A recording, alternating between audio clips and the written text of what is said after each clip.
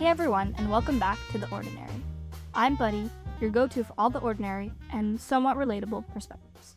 And I'm Jalp, your slightly less ordinary, sometimes impulsive, but definitely reflective co-host. Today we're doing something different, looking back at an incredible and sometimes challenging year, 2024. That's right. This year has been a year of growth, surprises, and discovery for both of us. So we thought we'd sit down, reflect on the highs and lows, and share what we've learned along the way. And as we share, we hope you'll take this time as a chance to reflect on your own 2024. What were your best moments? Toughest challenges? What new things did you learn about yourself? Think of this as your cue to pause and reflect with us. Exactly. We'll cover everything. Favorite memories, personal growth, even some fun stuff like our favorite foods and hobbies this year. So grab your beverage of choice, settle in, and let's dive into 2024 together. All right, so let's start off on a positive note. What are some moments from 2024 that stand out as your absolute highlights, and why was it so special? For me, 2024 was a great year, especially because of the time I got to spend with my friends and everything. I think this year, even though I might have not done a major travel trip like I did in 2023, where I went to Iceland, for example, or Guatemala, in 2024, we did many small trips, like going to Chicago, New York, and even I did a trip with one of my best friends to Vancouver. So I think kind of going out, balancing the work life as well, starting new things like this podcast are kind of my highlights for 2024. What about you? For me, I would say this summer, I had a really fun summer working. I work as a summer camp counselor, but this year I got to be a team lead, so it was really cool to gain that new experience, having a team kind of working under me. And I feel like I learned a lot about myself, and it gave me a good amount of responsibility. Also, the location I worked in at, it was in our hometown, in the downtown part of our hometown, and it was really nice to, just in the mornings before work, I'd go sit at a nice cafe, get a drink, something like that. Also, since it's the downtown area of where we live, there's lots of antique shops and thrifting places to go to as well. And then I would say another, highlight of 2024 for me would have been moving in with my roommates, because this September I started university, my third year, and I got to live with 3 of my close friends, which is awesome.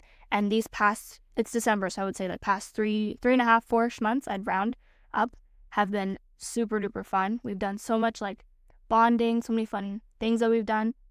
And then also, I would say this year, again, getting, like you said, getting closer to my friends. I feel like we've done a lot of, I don't know, I feel like I see a lot of growth in all of us. We're all more we're ourselves, but I feel like I can see all of us getting more mature together, if it makes sense. Even our hangouts are a little bit different now.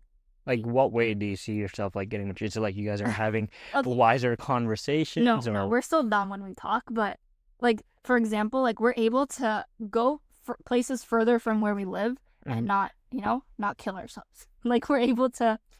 So you're finally learning how to do normal things, Exactly. Hang out without. Exactly. Okay. I mean, don't get me wrong. I have certain friends where I'm good at doing that sort of stuff. More street smart friends. But finally, I feel like everyone in my social group is, self-sufficient, which is amazing because we've been able to do a lot of fun stuff. Any personal milestones or anything that you achieved in this year that you kind of reflect back on and you're proud of yourself? Oh yes, definitely. I got into running, which if you've known me from prior to 2024, I was anti-running. I was very much against it. I grew up with, this is embarrassing, but I'll admit it, I grew up with knee pain, and I went to the doctor twice for it. And he's like, yeah, you have tendonitis in both your knees. And because of that, that was my scapegoat. I was like, I'm not running. I have knee pain. Turns out that if your knees are weak, you got to work on them. And so I started running just for fun. I will admit a little bit, you're smiling at me right now. Yeah. A little bit of it was because in October of 2023, Jalp ran a half marathon, and I was like, holy shit, this is so cool. Then going to the, the marathon itself, seeing the vibes, I was like, I kind of want to do this. So we started off small. In April, we both did the spring runoff, which was 8K. an 8K at High Park in Toronto. That was very tough. That low-key deterred me for a bit. But then I was like, you know what? Let me continue pushing myself. And then this past, in October, actually, not this past month. In October, I ran a 5K, which was so much fun. I convinced 2 of my friends to do it with me as well. And I'm it's surprising to me that I'm enjoying it so much. Like Yeah. I'm not doing it for like any benefits or something. Mhm. I just like enjoy the feeling. Yeah, and that's kind of the same thing for me. Like similar story before 2023, I didn't really run. The reason I picked up running for me personally was that it was kind of like a challenge, right? And for me, if I'm gonna do something, I like to throw myself in the deep end a little because that kind of motivates me to do something new. So I decided to sign up for the half marathon in 2023, and I did it again in 2024. And I would say that was probably one of my highlights of 2024 as well. Because one thing, like, I don't want to kind of like make it sound depressing, but this half marathon, like compared to last one you were there, my friends were there, and everything. I was running with other people and everything like that. So like you had that community kind of thing. But this half marathon, I had no one there to support me. I would have come if I could, Yeah, guys. no, of course you would have. I'm not holding it Yeah. against you or like my friends. None of my friends were there and everything, but I was able to go to the half marathon, finish it, do it all alone, and like enjoy a meal after by myself. And that was kind of a reflection point for me. Mm. And I think I'm gonna touch on this like later on in the episode as well when we talk more about like our highlights and like lessons we've learned. But doing the half marathon alone and going to the event and everything like that was kind of a big highlight and like a personal milestone for me. Yeah. I just wanted to mention something that you kind of just brought up to my mind right now. Like you said, like when you pursue something new, you're the type of person to like, jump into the deep end. I feel like that's where we have like our differences. Yeah. You would describe yourself as more impulsive, you said in the intro. Yeah. And more of a jump into the deep end versus when I started the running thing. I don't know if you remember, I was like, I think when you were training for the half marathon, I was like, are you going to be able to do it? Like, that's kind of crazy, Mhm. And lo and behold, you did it, which is really awesome to see. Versus when I was like, you know what, I want to run as well. I started off with an 8K and then I did a 5K. And now I'm like, you know what, I think I have the confidence to finally do a half marathon. So I Yeah. signed up for one next year in October, which is going to be fun.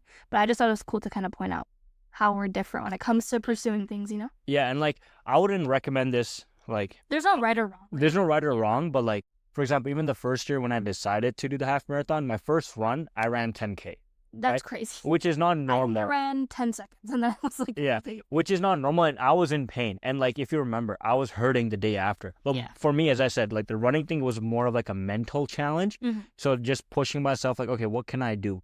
And I'll be honest, this year I was hoping to sign up for the full marathon, but I kind of chickened out. Yeah. So maybe, who knows? Next year, I'm not gonna. Maybe we can talk about this in our next episode where we talk about 2025 goals and stuff. Yeah. But either you'll see me trying to beat my old half marathon pace or attempt a full marathon. But I think a full marathon is crazy because after running 21 kilometers, I do not want to do that again. That's crazy. Right? Yeah. But yeah. What was the toughest challenge you faced this year, buddy? And like, what did you learn from it? Or like, how did you manage that challenge? Okay, I would say kind of two things.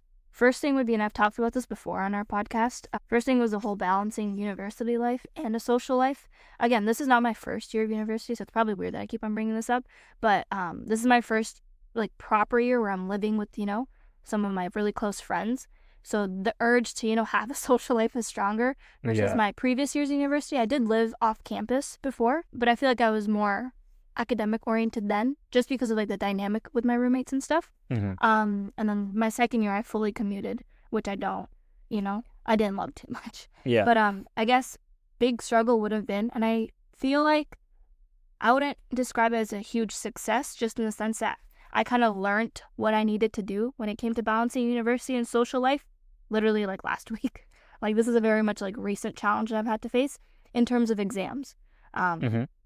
It was a very big moment of like time of reflection for me where it was challenging basically. And I wouldn't say like I'm not the type of person that's like I'm always, hanging out, socializing or whatever. I think I kind of lost the sense of like, why I'm studying what I'm studying. I feel like there wasn't any interest in what I was studying. So I had to think about, like why am I doing the program I'm doing? Why am I in university? I had to kind of remind myself of my goals, my academic goals, my career goals. Yeah, you want to say something? Did you feel like you're just going through the motions, like yeah, exactly, just doing what you had to do? And I know you're all about like the whys behind things, the why, and like why you're doing something. Yeah. Sorry, that sounded weird, but like I would say I was just going through it for the sake of doing, and I feel like I kind of lost sense of like why I'm doing what I'm doing. Yeah, And I think like even in 2024 for me, like many times, if anybody who's listening to this that has a full-time job, you guys can probably relate to this, is like most of the times your days are quite similar and they all kind of become a blur, right? Your Monday to Friday, they're kind of the same routine, same schedule. And as someone who loves schedule, I love that. But sometimes like you're just kind of going through the motions. Mhm. You don't know what your why is. You don't really know like what's next. So I think one of the things I learned in 2024 is like kind of finding that balance and celebrating small wins on a daily basis, Yeah. right? And like this might kind of sound stupid, but like just being able to enjoy a cup of coffee in the morning or getting a workout in, Mm-hmm. like that's a good, like, you know how we look at milestones, we always look at it in like the grand scheme of things, or like big picture things, like, oh, I made $1 million or something like that. That's a big milestone. But having small daily milestones, I would say, whatever you set yourself up for, okay, today I want to finish my project or something like Yeah. that, or today at work I want to perform really good, or whatever it could be. Like, you get what I'm trying to say? Like, Yeah. setting small goals, like it doesn't even always have to Small wins. Yeah. small wins. There we go, perfect term. Yeah. Like celebrating the small wins kind of helps you snap out of that going through the motions. You And know what I yeah, mean? kind of bouncing off of that, when I think it was in the heat of like my very first midterm season, I want to say like end of September, beginning of October. Even like my friends noticed that like, like maybe you seem kind of off. And I think I came to you as well for just like in the sense I was getting stressed. I was Yeah. getting a little like panicky almost. I was like, oh my God, like I'm in the beginning of my third year and I feel like I don't know why I'm doing what I'm doing, this and that. I don't know how to balance the course. I had a pretty heavy course load this Yeah. term as well. So I was a little bit stressed about that. And I feel like one thing that I realized that I'm super grateful for, like if we're reflecting, was my support system, obviously. Getting to go to you was awesome. Getting to go to our sister was awesome. Our other brother was really good. Like when we do like our sibling FaceTime calls, which was really nice. Yeah. But also like my roommates themselves, like I feel like I'm saying that they're like a distraction to my school, but like that was not the case, obviously. Yeah, of course. Yeah. But like one of my roommates, shout out to her, but I'm not gonna name drop because I don't know if she's comfortable with that just yet. Yeah. But one of my roommates, when I told her, I was like, dude, I'm so stressed. There's so much I want to do. I feel like I'm not involved in school, and like basically I'm just rambling about my problems to her.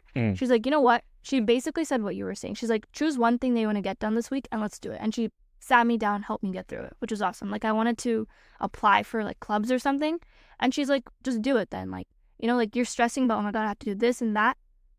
What better thing to do than just actually get at least one thing done? And so I was able to apply to the club. I got that position, which was awesome. But I was like, if I hadn't leaned on her, told her like my issues or whatever, and if she hadn't pushed me to do something about it, like I wouldn't have had that club position. But yeah, so one thing, like a big challenge was like also reaching out to people, and I guess I was able to successfully do it properly. Yeah. And I also want to give you the credit that you deserve. Like, of course, you reached out to us, you reached out to your friends, but I think one thing that I've noticed, at least in 2024, is that you have done a good job of finding a balance in things, right? You have done a good job of staying focused. Also, like, number one, you had a hard semester, right? But you still managed to go through your semester, go to your classes, do well. And if you guys don't know, this buddy is smart. She's good at her school and stuff. But at the same time, she's also very involved in the community. She's making this podcast. And, whenever I need anyone to reach out to, I call Buddy. So she's also good at maintaining relationships. Sometimes if I'm so busy with my own stuff, my relationships or my friendships kind of take a little bit of a sidetrack. But you do a good job of maintaining that. And I can tell that even your friends reach out to you because I see them messaging you and everything like that. So like, I think you should be proud of yourself as well, that you've done a good job of finding a balance. So don't think that the reason why you're doing good is because of just us or your friends or something. You yourself have that capability. Thank you. Wow, that was very touching.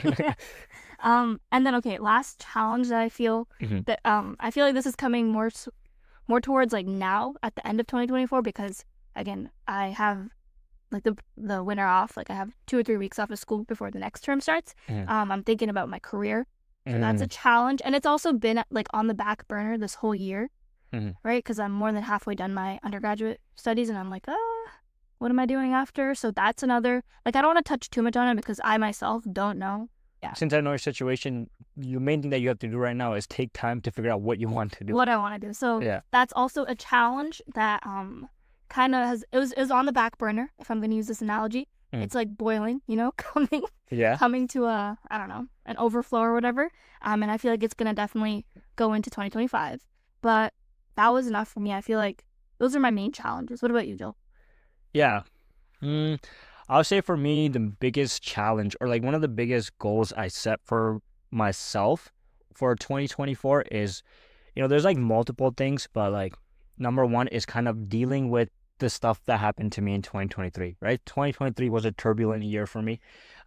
Relationships and all that stuff, like all that good stuff, whatever, all that happened, but now 2024 is the time to like face the consequences of it or learn the lessons from it, I would say, right? So 2020 for me was more about like kind of navigating post breakup challenges, dealing with that, taking the time to really understand who I am as a person and kind of realigning myself to my goals, realigning myself to my values, realigning myself to the mindset that I want to be in. Because I felt like 2023, 2022, I was kind of going through the motions, I would say. Like I didn't really have control over my mind. I don't know if that makes sense. Like I'm not trying to control my mind or like be a mind control, but like you just kind of go through the motions and you're just going with the flow. Like you didn't have time maybe to think about, Yeah, I felt like I was just navigating life without really asking myself, is this what I really want to do? You're almost like a bystander. Yeah, I felt like I was a bystander in my own life, right? So taking that control over my own life was the number one challenge. As well, I kind of touched on this in like our first episode as well, like dealing with the societal pressures or where I am in life. Sometimes I felt like I was lacking, right? Because maybe I was single or maybe because I was, not in a long-term relationship or I wasn't where I thought I would be at this age, right? People listening to this be like, oh, you're so young. But like, everyone sets their own mental timelines and goals. So I had done that for myself. And I was like, okay, I'm not where I wanted to be or where it is. But learning that it's okay that I'm not there and like everyone has their own timeline and stuff, I think those are one of the main goals for me in 2024. And I would say one of the biggest challenges for me is career growth, right? One thing about me is like, I can never really enjoy where I am sometimes, right? When I get to a point, I'm like, okay, what's next? Yeah. Right? This is something I talk with Aditi about as well, right? Like, I'll be like, okay, I really wanted my first job. Once I got it, the first thing I thought about is like, okay, what's next? Right? I'm always thinking about what's next, what's next, what's next.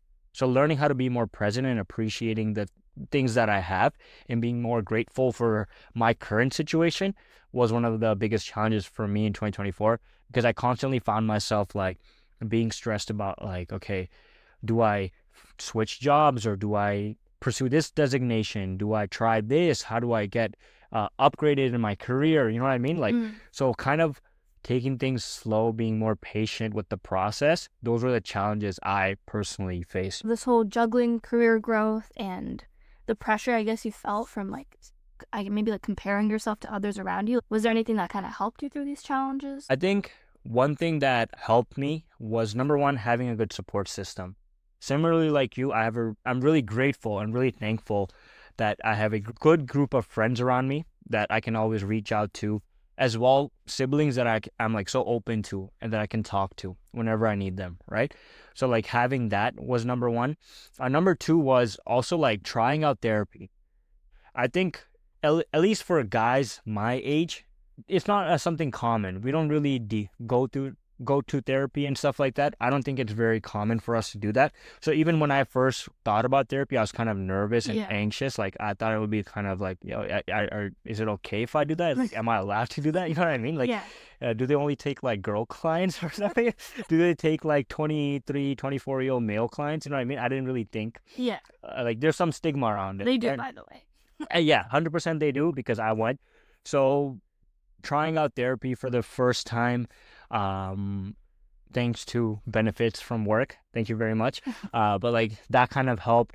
And like, I think number one for me was learning how to be alone. Many times what I noticed about myself personally was that I had a hard time being alone. Why? Maybe because I was insecure. Maybe because I didn't really enjoy my own company, which is not a good thing, right? When you don't enjoy your own company, you have a hard time doing things. You have a hard time being yourself. So trying to force myself to go to restaurants alone, Yeah. or trying to encourage myself to go to movies alone, or just even run grocery errands. I think I don't know if you've noticed this, but like remember how back in the day I used to like, okay, buddy, let's go for groceries and stuff, right? Yeah. But now I said, buddy, it's okay, I got this. Yeah. I do this on purpose because I want to challenge myself to do things alone, right? Yeah. So I know sometimes you think like, yo, what? No, I just kind of want me. But it's not that. It's just like I'm trying to encourage myself to do things alone. So doing that has helped me a lot. You made some good points. Kind of like segueing from, making time to be by yourself and learning about yourself and stuff. Let's kind of transition into like recent discoveries about ourselves, right? Because I'm sure spending time by yourself, you've learned about yourself more, right? What's one new thing you learned about yourself this year? It could be multiple things, obviously. Whether it's a food that you really like, or hobbies, or personality traits. Like, we can delve into everything, but Yeah. Well, number one, I kind of already touched on was I like spending time alone, surprising enough. As well, I think if I can, I want to be a 68-year-old grandpa who is on a mountain hiking. So I like, can see that for you. I think Guatemala, which was like end of 2023, was one of a big hike. Even in Iceland, we did a couple of hikes. But this year when I went to Vancouver, I really enjoyed that. I kind of like, I think that's kind of the same thing with running for me, is like that mental challenge and then getting rewarded with beautiful views at the end. I think that's what I love a lot. I like doing some physical exercise and then having a nice meal. I don't know if it's a hobby, but like, like Yeah. Like, for example, this one time we went, okay, this is the other way around, but this is a really fun memory. I feel like we should share this. But we both really like almond croissants. And there's a really good cafe not near us. It's a good 10-minute drive. So like a good 45-minute walk, I want to say. Yeah. To this coffee shop. And so Jalp and I, we're like, let's make it a workout in the sense that let's walk there, get almond croissants, coffee, and then we'll bus back. Well, I was very adamant on busing back because I was like, we're just going to eat. And then like, I don't want to walk. Let's just get back home and like take a nap or something. But we get there, we get our almond croissant. And what was really funny was it was very cold that day. I was not properly dressed for the weather, so I was low-key complaining on the way there. And then on the way back, what happens? It starts to rain. And then Jolp's like, how about we run home? So we did do that. We ran. He's like, we can, what did you say? We're going to outrun the cloud, like the rain cloud. Yeah, we're going to outrun the rain. Yeah. So I get that. Like, doing something that's good for you, like a workout or something, and then getting a sweet treat. I love that. Yeah, like, or like doing something hard and then like rewarding yourself for it. I don't know if there's a hobby, like a name for that hobby, but like just doing hard things and like having fun after. I think I like that. What about you? Like, what is something that you discovered about yourself or you enjoyed? Oh my God. I've always really liked coffee. Kind of dumb, but I've always liked coffee. Growing up, I would like sneak sips from my dad's coffee cup or whatever. But I feel like this... Sorry to interrupt. Many of the things that Buddy likes, I also like. That's a lie. She basically just copies me. Lie. Yeah, continue. Lie. Whatever you heard was outright a lie. Anyways, I've always loved coffee growing up, steal sips from my dad's cup and whatnot. But recently, I just really like coffee shops. I think I mentioned this with like working in the summer in our hometown. Like, there's lots of coffee shops there, so just every morning. Okay, not every morning. That sounds like I'm bad at spending my money. Once or maybe twice a week. Hopefully my mom's not hearing this. She's going to yell at me for spending this much money. But, just going to a coffee shop, sitting down. Oh, and oh my God, people watching hits in a coffee shop. It's so fun to do. So I guess that's like a weird hobby of mine. Just like, I like going to coffee shops and stuff. And, oh my God, pastries. I can tell. Okay. Oh my goodness. You're going to get canceled now, I hope. Please don't. We're only on episode 4. But, yeah, I would say, you know what? Like, honestly, same thing like that. Like, doing, like, cutesy little stuff. You see all over, like, social media and stuff. Like, romanticize your life. Which, I get it. It's, like, a silly way to put it. But it's fun doing that, honestly. It's, like, kind of relating to the small wins. Enjoy the small things in life. And also, I feel like when you're romanticizing, you're actively being present. Which I feel like... 100%. Right? Yeah. I think that's something, like, romanticize is, like, a fancy way to be, like, be present, be in the moment, be happy. Yeah, because like it's not possible for us to go on like beautiful vacations like every month, right? Exactly. So how do we still find enjoyment? Yeah. Try to make yourself more present and romanticize or like extract the enjoyment from small things like drinking a cup of coffee or going for a walk, exactly. Right? Yeah. Another thing I recently have like touched into my more creative side when it comes to photography. Like I don't have like a fancy camera or anything, but on my phone, there's an app called Laps. It's like those like, like virtual digital camera apps or whatever. I love taking pictures on that. I literally never post on my social media accounts, but because I got so many amazing pictures on Laps, I was like, I'm kind of in love with like, framing things that I see in a certain way, taking a picture, and then it like motivated me to post, which was nice. Other than that, this is not anything new. I love like movies, documentaries, TV shows and stuff like that.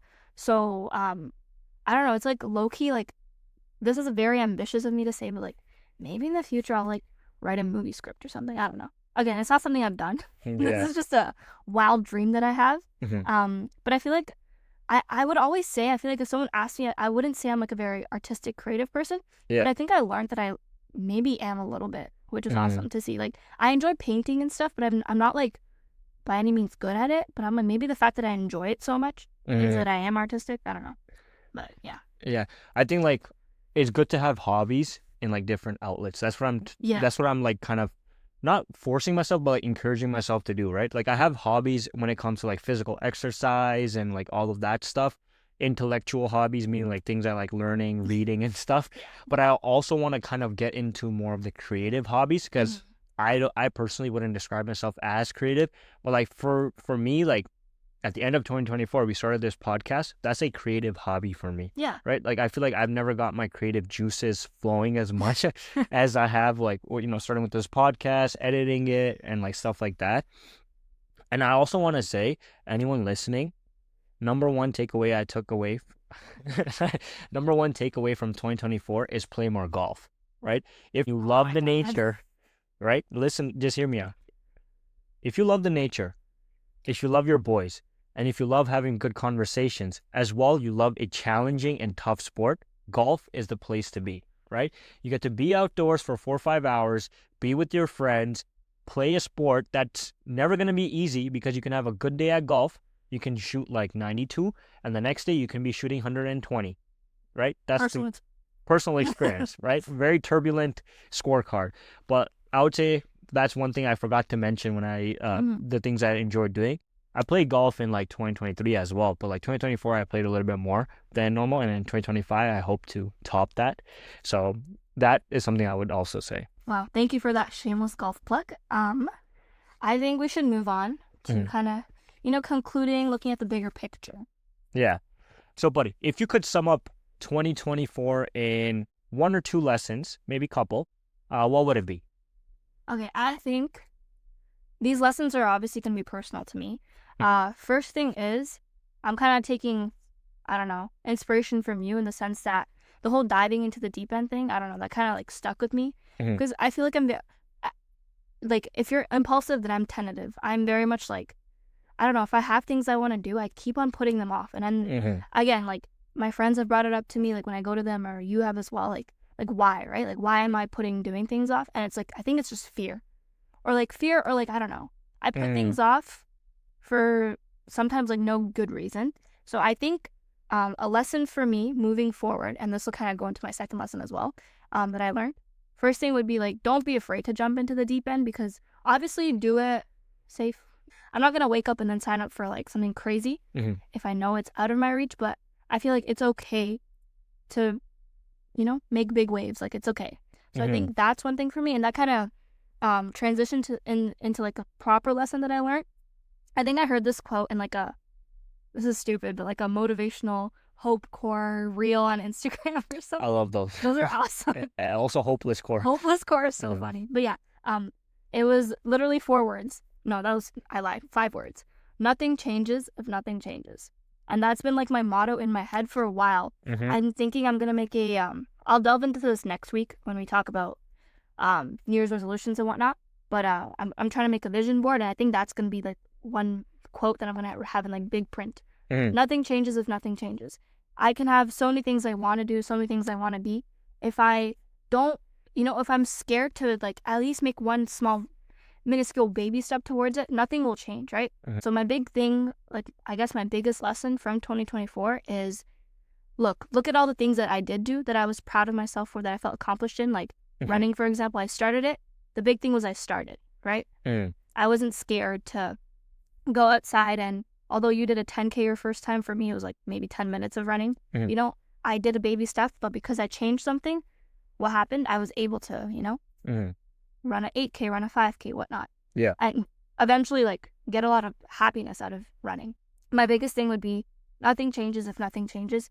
If you have things you want to do, go out and do them. Yeah. What about you, Jill? I think for me, it was continue growing as a person. For me, you know, that never stops.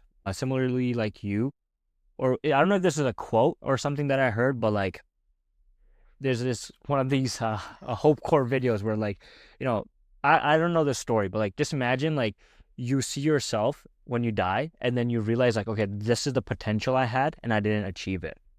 Right? So kind of having that mindset and continue growing 1% every day doesn't have to be major changes, right? It could be just continue moving on, continue learning, and keep on growing as an individual. That was number one lesson I would say. I would also say kind of being patient with myself, right? My impulsiveness kind of brings my lack of patience. All the hard things in life, they don't come instantly. Rather it be self-growth, rather it be meaningful relationships, rather it be like career success and everything. All these things that we want in life, or what I want in life, it's going to require me to give it some time and be patient. So learning how to be patient with life's journey and kind of enjoying the process has been one of my main lessons from 2024.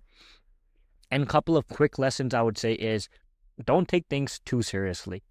I found myself taking things that didn't need to be that serious, like as like, life or death situations, Yeah. or like being in my head because I'm like a kind of an overthinker. So like don't take things too seriously as well. I would say everyone listening, just be you. I think there was a point in my life where I was afraid to be me, meaning I was afraid to be vulnerable or afraid to be my authentic self. And if I come off as weird to some people, so be it. If I come off as arrogant to some people, so be it. You know what I mean? Yeah. But I am being myself, and that's helping me be comfortable in my skin. So I'm going to do that. And that's something I would say is what I took away from 2024. And that's a wrap on 2024. Looking back, it's been such a transformative year, full of challenges and wins. Absolutely. Reflecting like this kind of reminds me how far we both have came, even if the year didn't always go as planned. Yeah. We hope this inspires you to take a moment to think about your own year. What were your highs, your lows, and what new things did you discover about yourself? And we'd love to hear from you.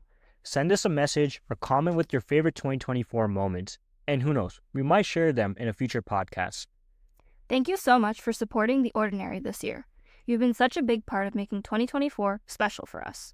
Also, don't forget to support us by following The Ordinary Podcast on Spotify, Apple Podcasts, YouTube, or wherever you're listening from. Your support means the world to us. Thanks for tuning in. And stay tuned for our next episode, where we'll dive into New Year's resolutions and plans for 2025. Until then, keep reflecting, stay growing, and always stay ordinary.